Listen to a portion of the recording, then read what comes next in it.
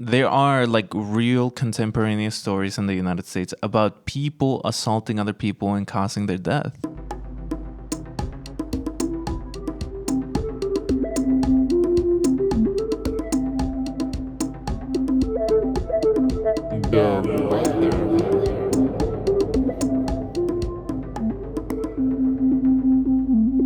When I'm like on the Green Line going to a punk show, like I know who's going there with me just by how like decked out they are in black and like certain type of like gear. And I'm just like, oh, that's my brother. That's my brother in two ways.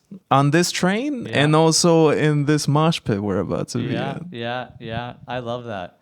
And that kind of reminds me too of some of my experience when I lived in New York City for 6 years, and I felt that my fashion game was maybe the highest, or I felt the most pressure when I lived in New York, because you're riding the train and you're seeing hundreds of people, and you're seeing people in good and fashionable outfits or things that are different or interesting, and that made me want to dress in a way that's more different and interesting too. Just fully dripped out, the dripped out games. Yeah, as much as you can. How did you elevate your? Oh gosh, I can't even remember. How wide of pants were you wearing? This was maybe 16 years ago, so the pants were not that wide. Okay, when you got poured into your jeans in the morning, when you got melted to be smelted into your jeans. So here in Chicago, we have one of the best cities to like get around in public transit, right? So I am sitting here with Juan Sabastian Arias. And Juan Sabastian is someone I have met through the world of being pro public transit. Juan is a highly educated man. He's got undergrad at Harvard, and he has a graduate degree from UC Berkeley. And if you look up his name online, you can see the word committee as much as his last name. So Juan Sabastian Arias Committee, Juan Sabastian committee. My man is in every committee, including the fashion committee. Juan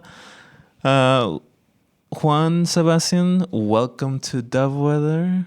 Thank you for being here. Thank you for having me. I'm excited. I think this is my first time on a podcast, so this is an awesome opportunity. Well, I'm happy to be here, and I am your letter A Dove, AP. This is the Dipped in Spicy Tamarindo podcast. The Clark Lake Transferring podcast. That's right. Because after all, we might be a pro-labor, pro-feminism podcast, but we are also a Chicago podcast.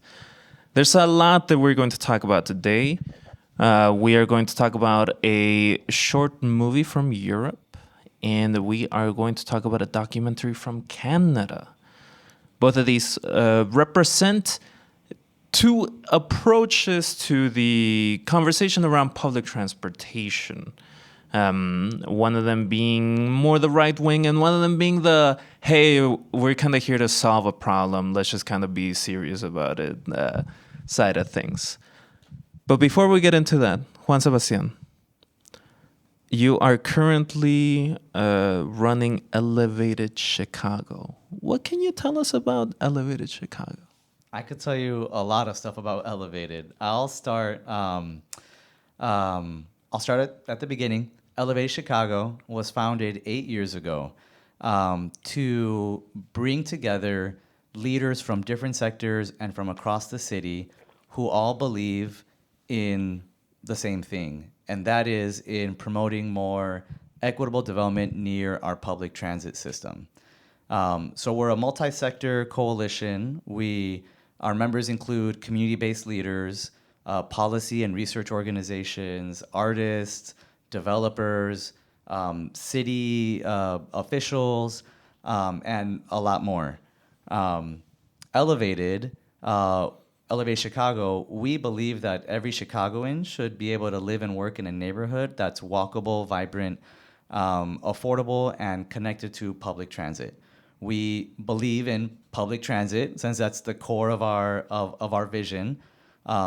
Our vision of equitable transit-oriented development, ETOD. Which is the big one. Mark that down, audience. Mark that down. Yeah. ETOD is going to be bigger in the next 2 years. Yeah, I like that. That is, I mean, it's been on the up and up, and we've been, Elevate Chicago has been hard at work and really pushing to make sure that equity is a part of how TOD happens in the city, how urban development and how transit investments also happen.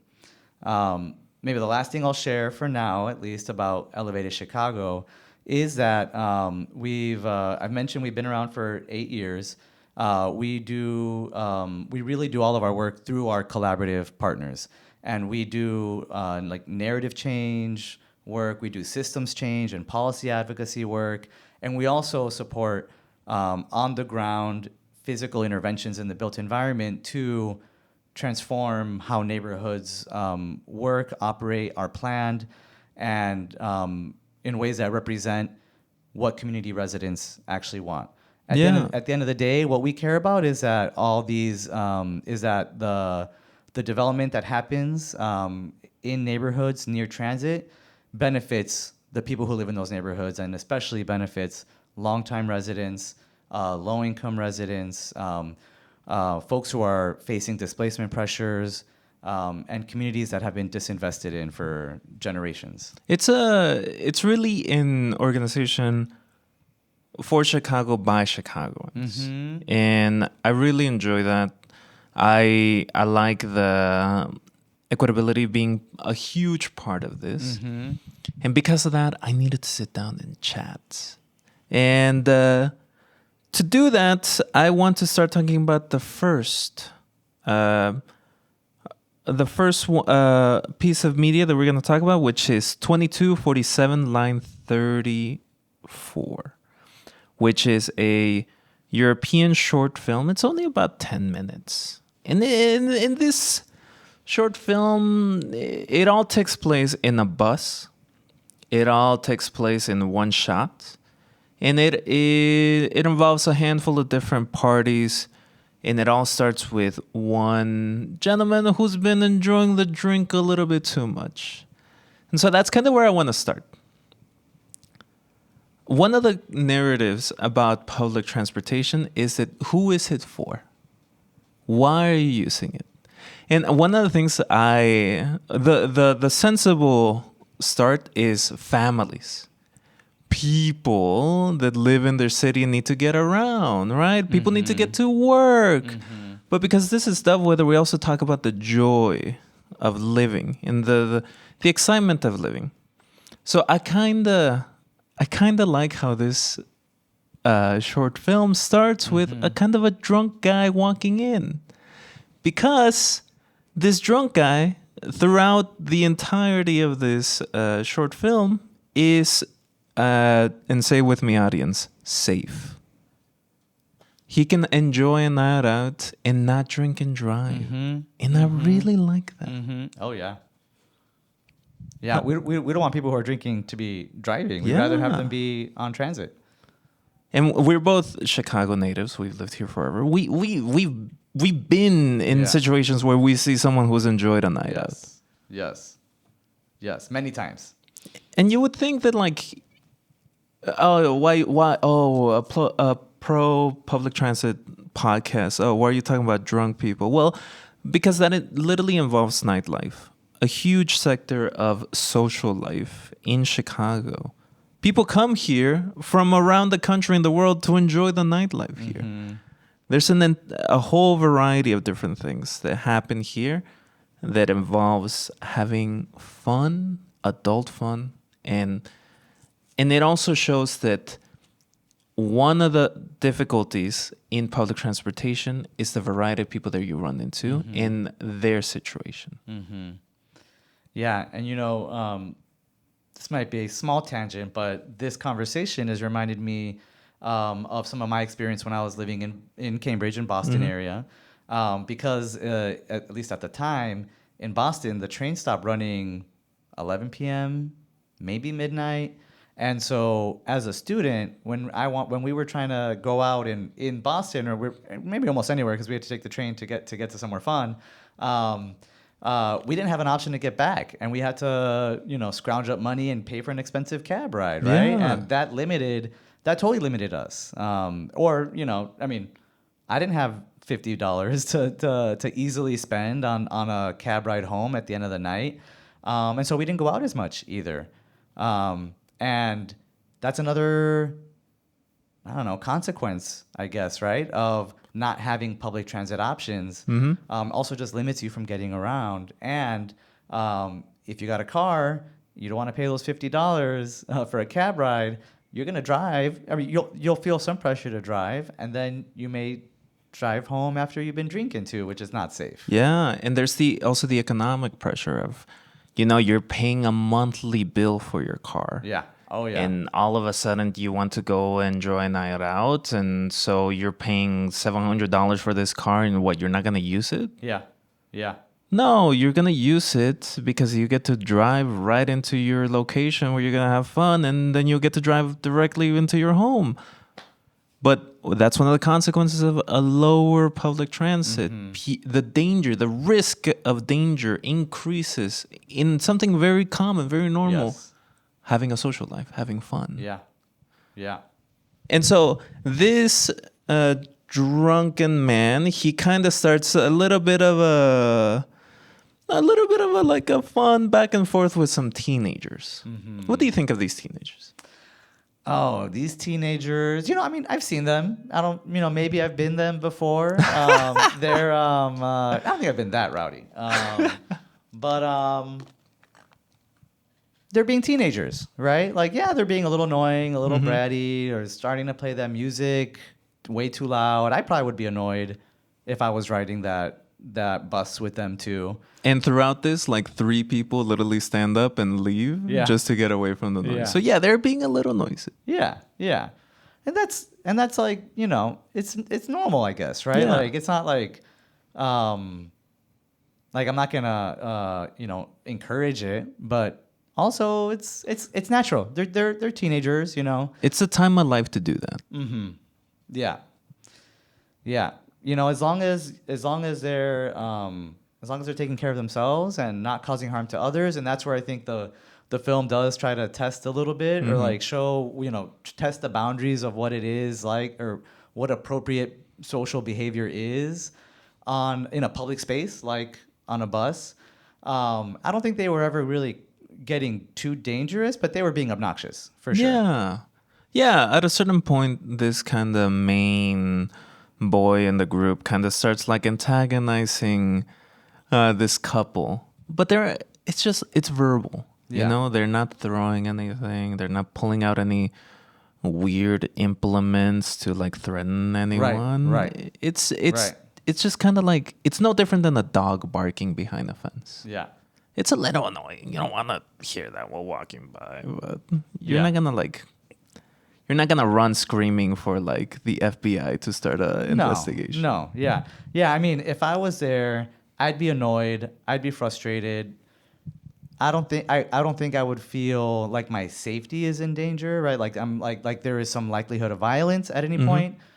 Maybe it got tiptoed up to that edge a little bit, but in general, I wouldn't have felt that. I think if I were sitting on the bus. And this group is kind of, we first hear them speak. We are kind of seeing, they're kind of the main subject of this entire film. And their conversation at the beginning is about, some casual racism that the group has experienced. This is a multicultural, multiracial group. One of them is African. The main kid is an Arab actor. He's playing an Arab actor, and this is taking place in Europe. So there's some implications there about like immigration. And so this is also a very common narrative in the right wing. Something that happens a lot when talking about the New York transit system, where it's like, oh, there's this danger. And why is there this danger? Oh, it's because the people that use these types of public transportations, are generally people that are local to the city, and every major city in the United States is multicultural, has a lot of different folks of many different backgrounds. So it's also a time where people of different backgrounds come together and kind of share the same space outside of like an elected time of like, I don't know, maybe volunteering or going to church or school. So it's a very common experience to see some, bratty kids. Yeah. So as it's going on, we start seeing some more of these narratives pop in and out in this film. One of them being is that no, people kind of don't like seeing this group of people, and there needs to be like a sensible people to kind of be there to kind of tamper these teenagers, which like multiple groups do that. And I bring this up to say something I like about this film is that there's actually no capital V villain, but there's also no like capital H hero. Everyone's just a tiny bit shitty, but also kind of everyone is kind of like tolerant of each other. And that's very human, right? Like that's true for a lot of people probably. I mean, you've gone through this, right? Like you've seen this in the bus or the train here, where it's like kind of like a confluence of like emotions kind of rile up. Yeah. I mean, and that can naturally lead to some tension, right? And I think that's normal, right? And that's really humans in any space, right? That kind of happens maybe in the office place, right? It happens in a park. It happens on highways too, right? I mean, there's personalities, and there can be a lot of tension between drivers on a road or on a highway too, right? I think it's just it is a natural part of humans and how we socialize and interact with each other too. Yeah, and so there's no need to pathologize it. Yeah. There's no need to like increase it to like, oh, we need to stuff these miscreants into a closet and never have them out so I could enjoy a little bit of peace and quiet. It's just kind of the regular thing. And as someone who's lived out in the rural parts of the United States, I know very well the difference in between the rural and the metropolitan areas of the United States. So I know that out there, when you run into someone, that's a time to actually talk to people, to actually have some human connection. And I know that like here in the city, you become a little more reserved. You kind of want to hold onto your space a little bit more. And I like how this short just kind of shows that a little bit.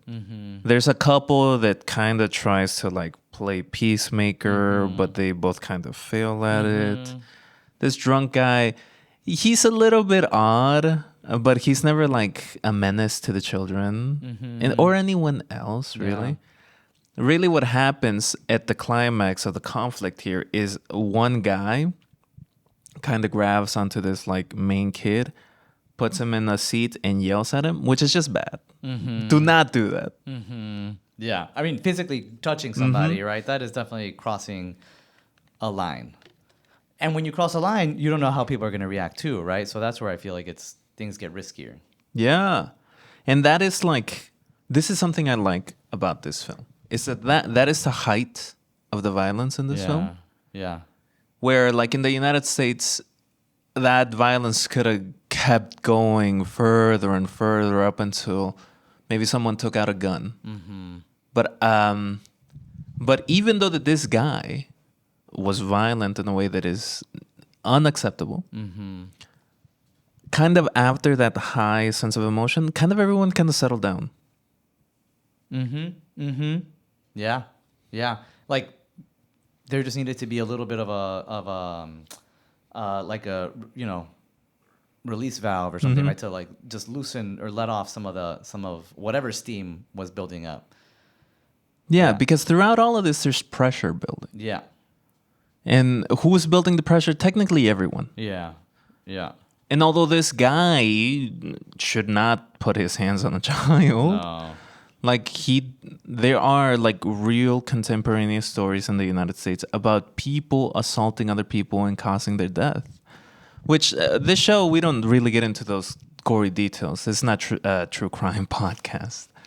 But I could name you people that have died in public transit just because of that level of violence is way more available here in the United States than in Europe, for example.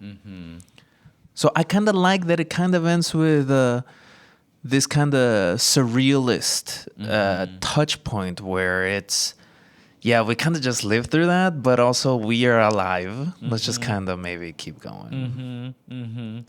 You know, I agree, and it reminds me of I think once one of the teenagers at the end says something like, "Next time we'll just ride a bike" or something, which is also funny and also nice to think about. Like, okay, well, they have options to get around too, right? Like, which to me just also elevates the importance of having options for how you get around to somewhere. Public transit, being able to ride your bike safely down the road too, right? Like, really, I think one of the, maybe not a message directly from the film, but like something that it reminds me of is just the importance of having more options, right? Like that's part of why it's so important to also invest in our public transit system so that it is a viable option for more people to get to wherever they're trying to go. Yeah. And, you know, these are teenagers. I think what they care about more is like hanging out with their like friends than like getting somewhere. Yeah. So getting like, if it's on a bike, they're kind of happy to do that too because they'll be with their little friends. Yeah, totally. And that kind of reminds me too of like another thread of this, right? Is that, and we see this, we hear this, there's a whole, you know, there's a lot of discourse about this in Chicago as well, around teenagers not having many spaces where they can just hang out too, right? We've seen that come up, you know, some tension against that come up with some of the recent efforts to pass some snap curfew ordinances here, you know, in Chicago and downtown. And really, what gets lost, I think, is what are some of the bigger causes or what are the bigger things or spaces, right, that like teenagers or others are looking for. I mean, in general, I think there's a lot of youth who are looking for or who want some more space where they can just hang out and be. And I think the same is also true for even for adults, even though we have, you know, bars or, you know, whatever other options for us too. But really, I think we're missing some community space in general. 100%. I remember this conversation about the teen takeovers happening here in the Loop or in River North. And when I was younger, I really never participated in that. Yeah, no. But like when as an adult walking around the city, when I see this large group of teenagers, what I see is not a dangerous mob that is violent and I'm gonna be eaten alive by coyotes or something. No. I just see kids. Yeah. And all I can think about is, as you said, there's no space. You know, if you go to a park, parks are like filled with space. Sure, you could do stuff there. Sure. But I think a lot of teenagers want a little bit more of an enclosed space. I think they just want to hang out. I almost imagine like a solution is just making a bunch of cafeterias around the city where people can just sit down and eat their chips or their burger and just talk to people, their friends. Yeah. I think we definitely need more spaces, third spaces, right, where people can just be in community. And I want that for teenagers. So I wanted to bring this to you because this, I think, has kind of the general right-wing point of view of public transit. Like, it doesn't get into the nitty-gritty of like economics or like what are the benefits of having more, like, let's say, car-oriented transit in a city. But that's kind of never the conversation in the right wing. The conversation's almost always about the culture war. It's almost always about like the criminal elements that exist in every society and how that is exemplified in public transit. And so I wanted to present this to you. And so I just kind of want to get an idea from you. Like, what was your takeaway from this? Yeah, that's a good. It's a good question, and I did enjoy. I'd never seen the short film before, and it made me think a lot about how fear is used as a narrative tool to justify things like disinvesting in transit, or to justify things like over policing on transit. This is a very active conversation right now in Chicago too, right?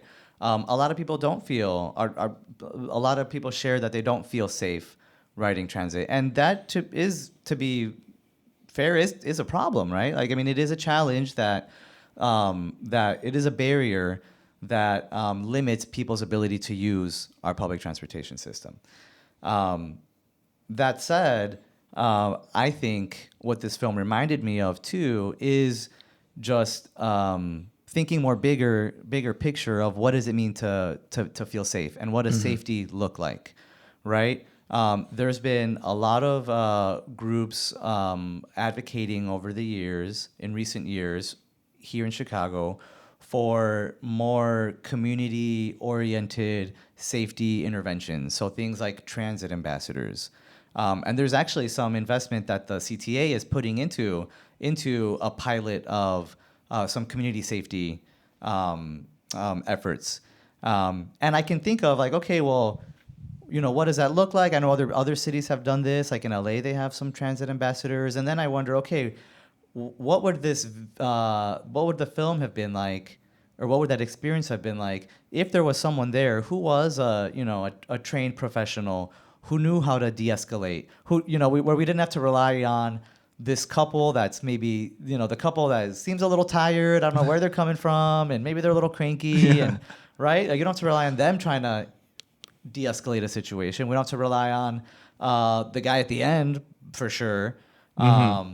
But anyway, it made me think about what would it look like, right, if we had some more presence in a way, right, or more something that's not over policing, because that also is not, to me, does not make me feel safer, and I know that's true for a lot of people too. Yeah, there's no in a heightened situation, adding guns is not gonna reduce the heightened situation. Yeah, no. I mean, I'll just be stressed. Yeah, I'll be stressed for that ride, and then I'm not gonna feel any better by the time I get to where I'm going. Sometimes I feel that way when I see like the muscled dogs of the canine units. Oh gosh. Sometimes I walk by them and they bark at me, and I'm like, bro, I love dogs. Yeah. I would give you a treat if I could. I'm your boy. Come on. No, but that dog's trained to bark at you, right? I also, I appreciate that, because you are one of the many guests that I have on that are way more policy oriented than me, and I appreciate there's folks like you out there. I really like that, because this is honestly a policy issue. What we're talking about is a policy issue. It can be resolved with policy. The idea of what is safety with having ambassadors is one thing. Another thing across the world is also having more shielded gates at train stops, at subway stops, where it doesn't feel like someone could push you onto the tracks. There's all these different things that could go into safety, but all of them are underlying with the concept of policy. Yeah. So I would love for you to give our audience an idea of what is happening with CTA funding, what is happening with the regional transit authorities funding, because it's not just CTA, it's the PACE buses and also the Metro trains that all serve the greater Chicagoland area, and what we're looking at in the next couple of months. Yeah. Thank you for the question, and it's very timely, because we're just to be blunt, right? Like we're facing a crisis. We're facing a real challenge that, unless the state steps up to invest in the transportation system that we all deserve, we're going to be seeing some significant cuts come, next year, at midpoint next year. Now, I'll back up a little bit and give more context, right? So our regional transit system, as you just laid out, is facing a fiscal cliff.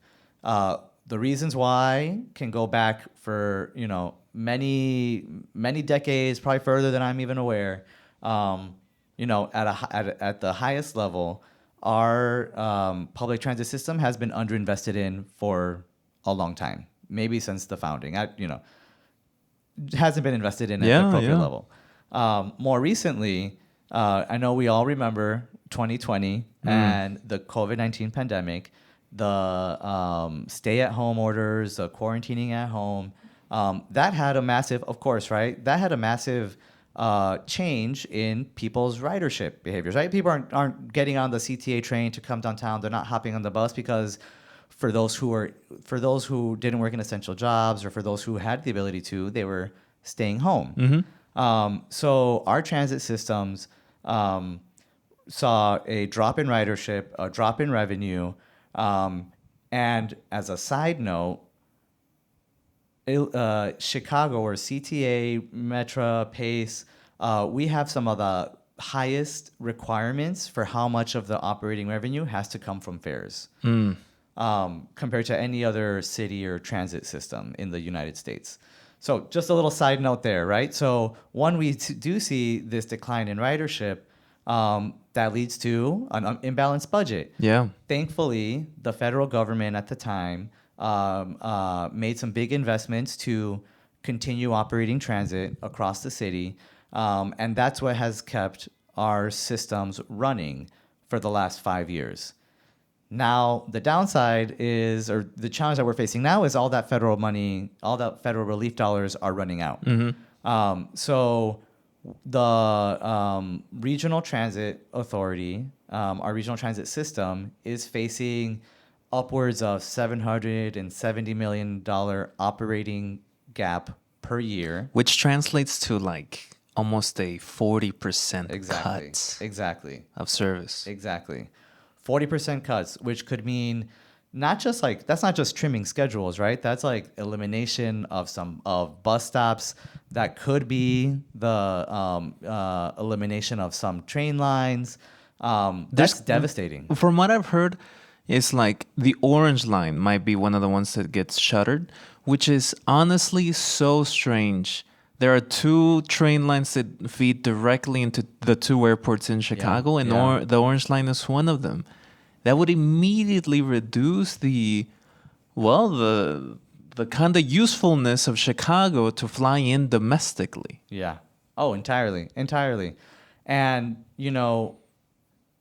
the CTA, RTA, Metro Pace haven't shared. I think they're working through, what cuts actually will look like. There's actually some town halls happening right now, which I will have linked in the description. You should definitely go. So we don't know exactly where cuts are going to be made, and they're going to be going through some engagement, some public engagement processes.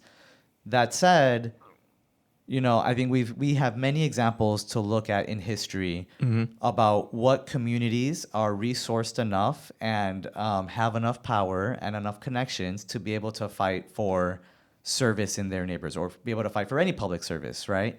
What I'm getting at is, my fear is that service cuts we're going to see disproportionately impacting communities who are most reliant on them. Yeah, right? The south side or the west side. Yeah. The Red Line, which like lives in the mind of a lot of, anti public transportation people and racists. Honestly, just racists.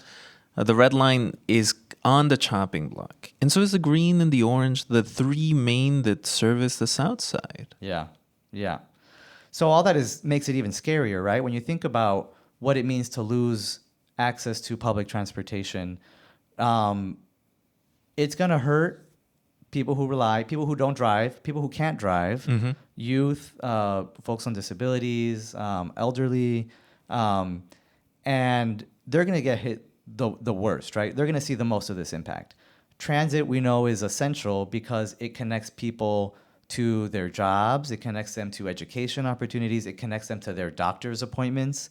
It helps them get to meet up with their community too. It right? also helps podcasters get to their conversation. Yeah. Perfect example.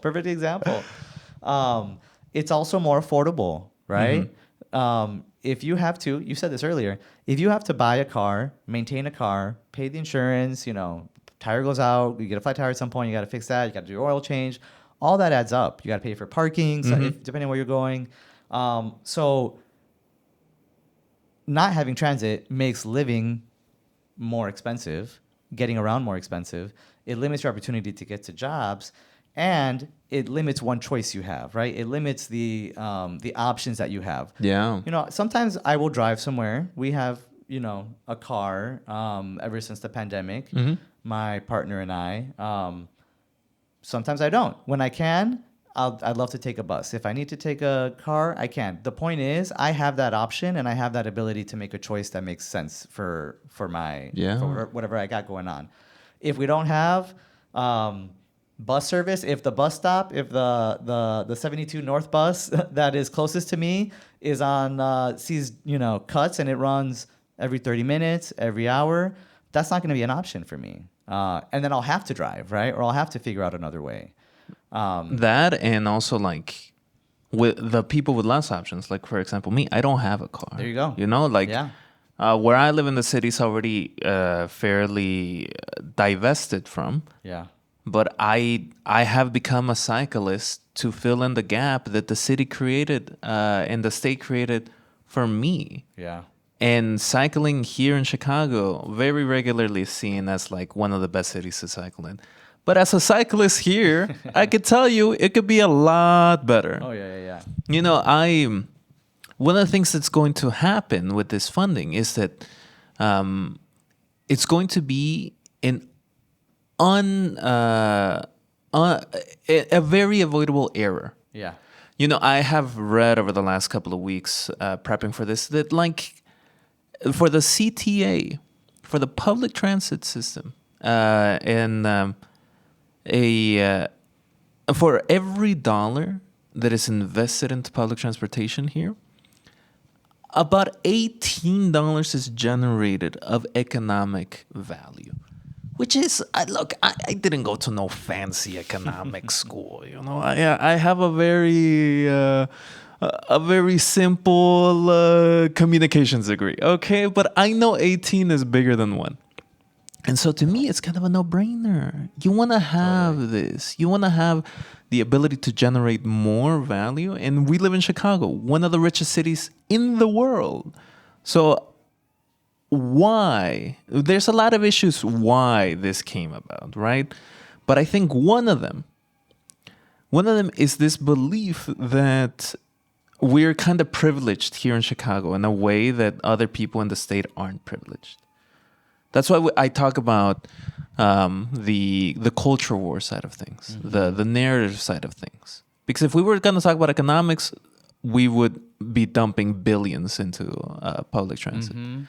But here in Illinois, much like in other parts of the country, there are separatist movements. People want to separate their counties to be able to be part of an adjacent state versus being part of Illinois. You could see this all through the Mississippi. And you can also see this down in the south of Illinois.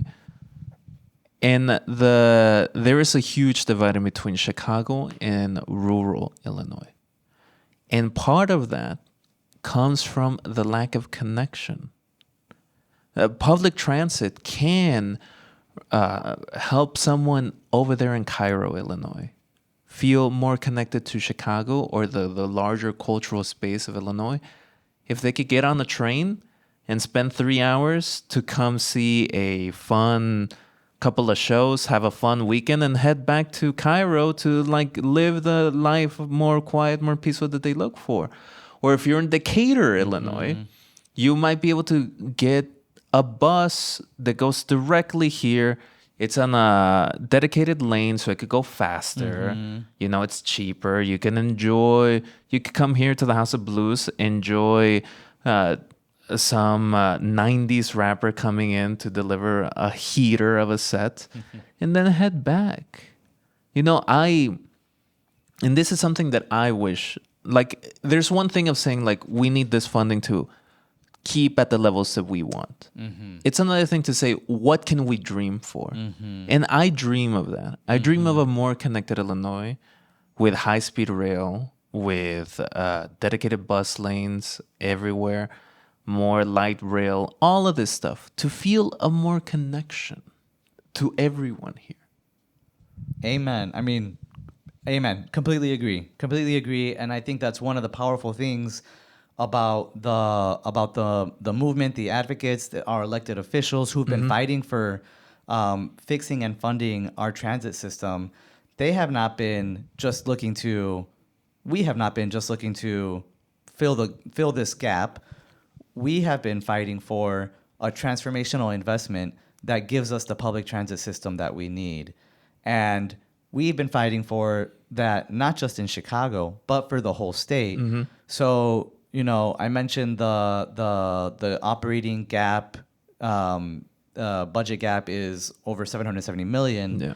1.5 billion is what we have set as the minimum, the standard for what needs to be invested in Chicagoland transit, and it jumps up to 1.7 billion is what's being proposed and discussed to also support transportation, public transportation downstate and across the state of Illinois too. Because you're right? This is not a Chicago, just a city of Chicago issue. This is regional and statewide. There's, like you said, there's so much economic benefit that comes from investing in transit and giving people more options for how they can get to work or how they can go, support the entertainment industry, right? And so it really is a policy choice. It is a policy choice, and I love that you made that point earlier. I think it's important for everyone to realize, right, that we have a choice as a state right now in the future that we want to live and what we want that future to look like. And right now we're heading down a slippery slope, right? Like it is. What are we? I'm looking at the date. It's just a couple weeks away from when our Illinois state legislature gets another chance to rise to the occasion, pass some funding and pass some reforms to improve our transit system. That's like the first or early October and some late October. There's a veto session, and that is the big focus point right now that advocates are looking at, because the longer it takes to get some funding approved, the more we're going to head down this path to making these service cuts, right? CTA is already starting to plan. That's why there's these town halls happening. Yeah. Pink slips, they're going to start having to let go of workers at some point without any guarantee of funding.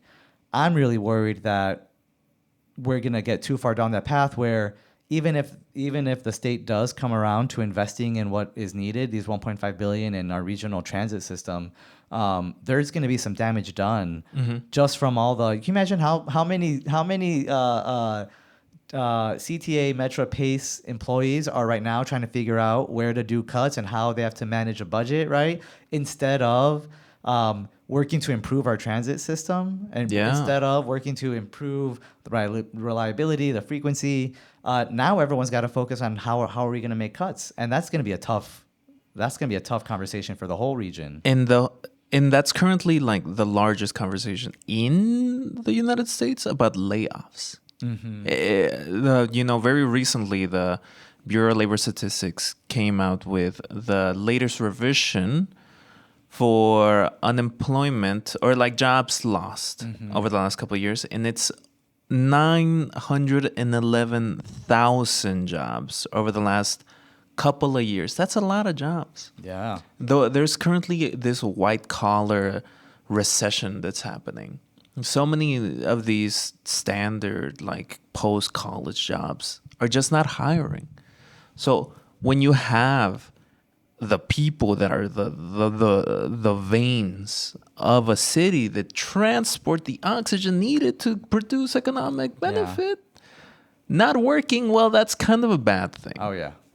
And it's difficult to hear. It's difficult to hear.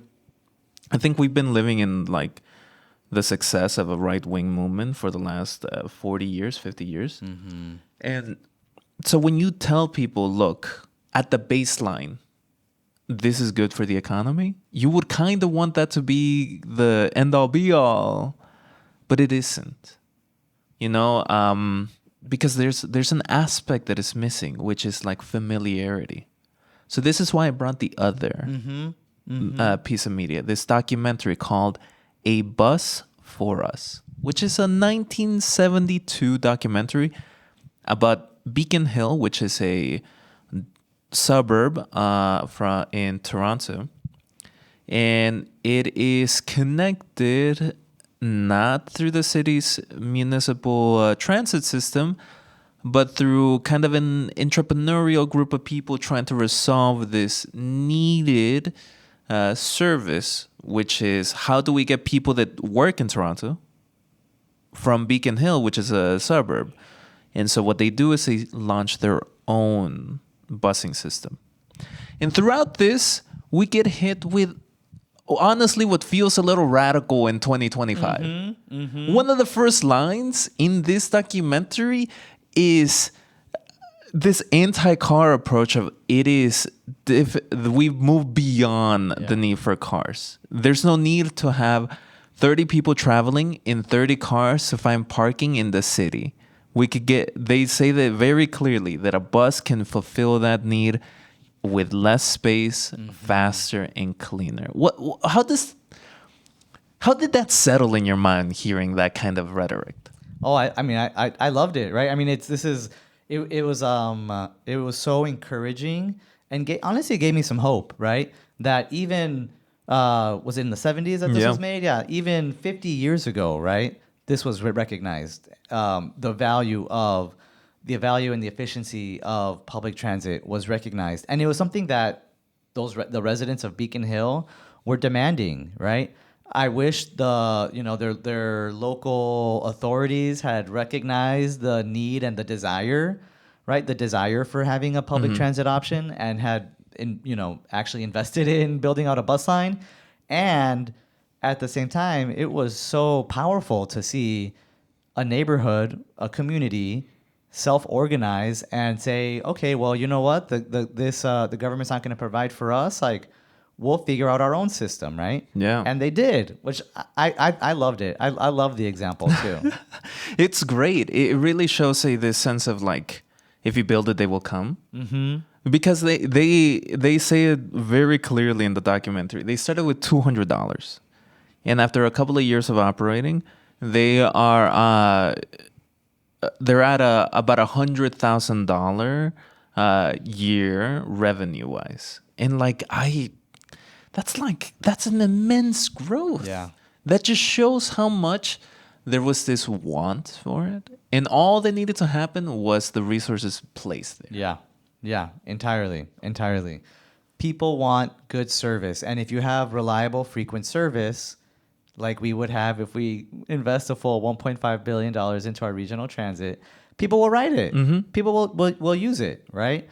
More people riding also creates some more safety too, right? More eyes on the street, quote unquote.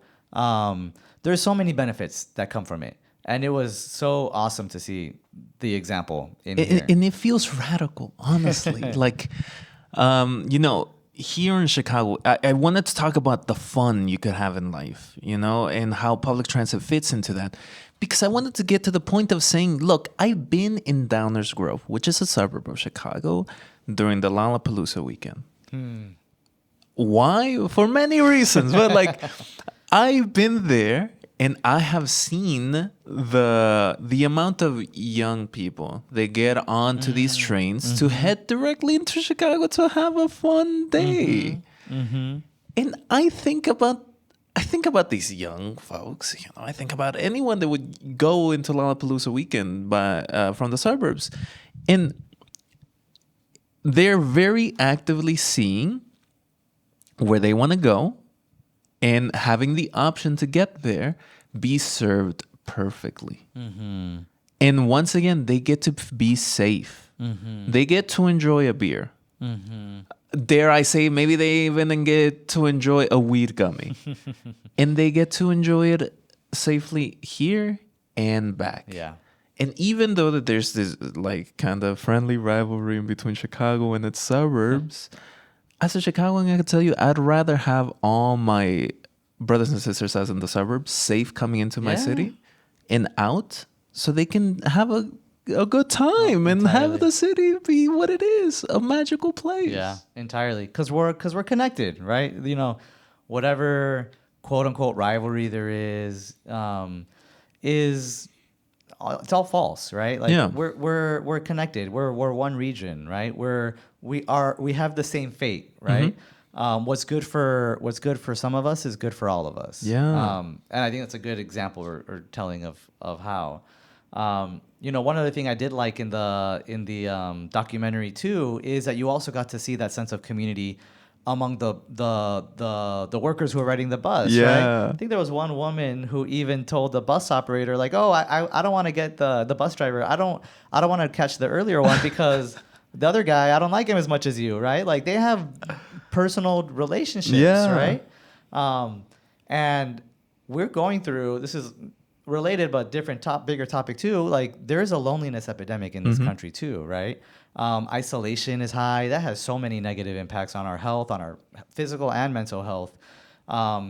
And you know, I haven't dug into some of the research on this, but I really believe that there is so many benefits that we get from even just casual, repeated encounters with people on public transit. Right? Absolutely. I love that little interaction that this rider and the bus driver had, because they were just being coquettish with each other. Yeah. They're just flirting back and forth, and sure, we don't know where that's going. Maybe, but you know what? Maybe it's normal to want to like hit on someone and be hit on. You know, maybe that's a nice ego boost to have in your day. And I also think about like I know multiple people that have met a romantic partner because they approached them in the L, which I love. That's awesome. Over there in Mexico, there's all these like small buses. They're called combis. Yeah. One of the slang terms for them is peceras, which just means a place to go fishing. Look, it's That's kind of beautiful. That's its own thing, you know, approaching people in public. But you know what? It's just another example of how when you give people a safe space to be, magic happens. That's beautiful. That's beautiful. I think someone out there should maybe CTA should put out a call for all the love romance stories that public transit has helped encourage. Yeah. As another argument for why we need to save our transit system. Which is it's just another way of showing that like if you like forsake the majority of existence that can happen due to public transit just to the right-wing narrative, you're gonna lose stuff. You know, the city of Chicago has a lot of speed dating events. You know, I don't think it's such a like odd thing that CTA to have like a nice little promotional night of, hey, we have a speed dating event in the bus. Should I organize that? Maybe. Yeah. I think you should. You know, but like you see how this is all policy based. There's effectively no culture war stuff. It's just, it's cheap. You know, we saw a need. It grew, that need grew so much that like there's feeder buses. And they're just talking about economics throughout this. Yeah. They recognize logically, practically, it makes sense. And it's a more enjoyable experience too. You get to chat with some other people who are coming back to work, going to work, be by yourself if you want, right? Nowadays we can listen to a podcast on the way, you can read a book, right? Like there's so much more things that you could do with your time if you're not driving, right? Even if it takes 5 or 10 minutes longer, I know I prefer to have, you know, ideally maybe like a book or something. Maybe sometimes it's my phone more often, right? But I think it's just practical, right? And I think this shows that people in 1970s in a suburb in Canada knew this too, right? And they didn't seem particularly liberal or progressive, right? They're just people. They're just people. They needed something. Yeah. And it like there are some aspects in there that I like make my like eyebrow like raise to be like, hey, yo, right on. And one of them is this like pro feminism approach. You know, the narrator at some point says, if the wife wants to leave the prison of the suburb because it's so badly built, a bus lets them do that. And this was the 70s, you know? In the United States, women only were able to get a bank account by themselves without a husband in the 70s. So that approach in itself is incredibly radical, to provide this space to be able to say, hey, you might be a married woman and you might be a housewife, but that doesn't mean you're excluded from society. Yeah. Yeah. I love that. I almost forgot about that piece, but it's so true, right? It shows how mobility options are also freedom and liberation, right? Like it's gives you an ability to get around on your own accord. Like how awesome is that? Yeah. ETOD. Yeah. Yeah. Yeah. Well, yeah. Right. And the more that we can, build homes and offices near transit and make that all those trips and commutes easier, the more we protect affordable housing and ensure that folks aren't displaced who already live in a transit-rich neighborhood.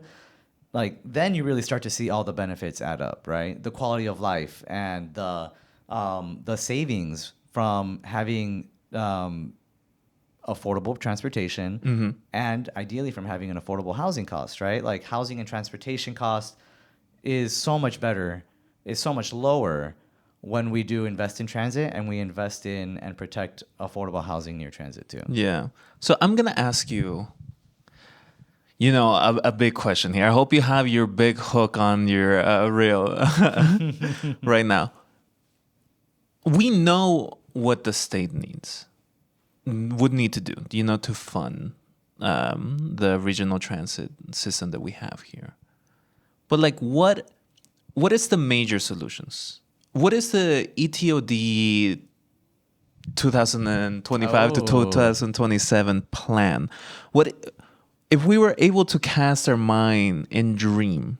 What can we see, and what realistically, what do we need to do to get there? Yeah, I love that. That is a big question. And thanks for your opportunity. So what do we need to do to get to our ETOD vision for the next several years? Well, you know, first, I guess maybe like a little bit of some background context. Chicago's been really leading on ETOD in many ways since in the last 8 years, in the last, maybe 5 years especially, but ever since, Elevate Chicago started also pushing for more equitable, for more equity in TOD. We've had some policy wins. We've had some major budget investments, one-time budget investments, but some major budgetary investments in community-driven development near public transit. So what about going forward? I think the big things that come to mind to me are like, one, we got to save our transit system, right? Mm-hmm. We need to save and improve our transit system. And we have an opportunity right now to also empower local transit agencies to be more proactive in supporting ETOD projects. That's part of the reforms that are being considered right now and that are at risk of being lost in negotiations. So we need to make sure that when we get, a year from now, when we have saved and improved our public transit system and when a whole bunch of reforms have gone in, that those reforms also include the ability for the CTA or the future, NITA, Northern Illinois Transportation mm-hmm. Agency, that those reforms allow them to be able to support ETOD projects, to support community-driven development, to support affordable housing near transit too. Right now, they have limits. They can't. I could go into more of the weeds, but I'll stop there. Well, yeah, it's like one of the things that like hinders Chicago in the way that it like both takes in its tax revenue and also spends that revenue is through home rule and the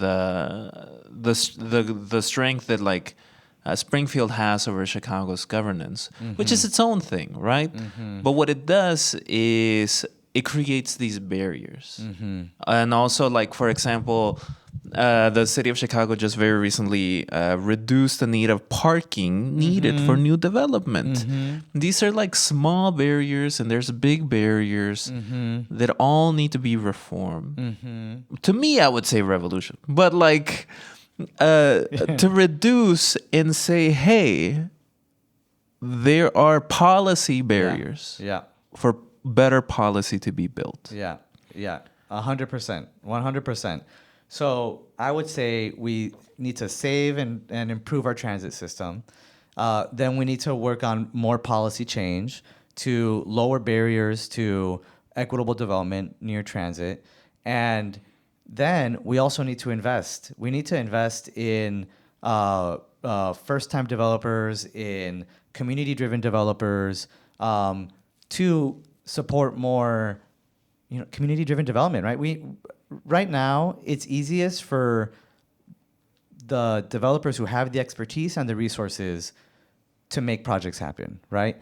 What about the nonprofit in Inglewood, or maybe a block club in Hermosa, who they know, like, oh, we really need a little more housing. We need a daycare center here. We need a grocery store, and they started off, trying to make that happen.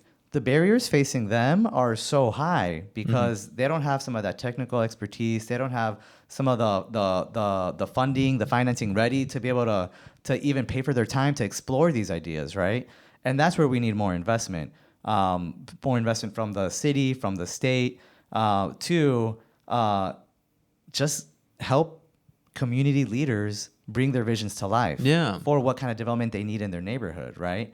It also provides a kind of economic base for people to start developing that larger sector within their neighborhood.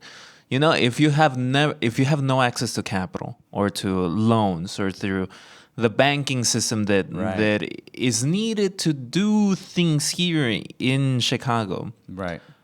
Of course, these larger developers are going to win these contracts. I could name them. I used to see one. There's one very famous yard here in the northern part of Chicago that's gone undeveloped for so long, for some reason.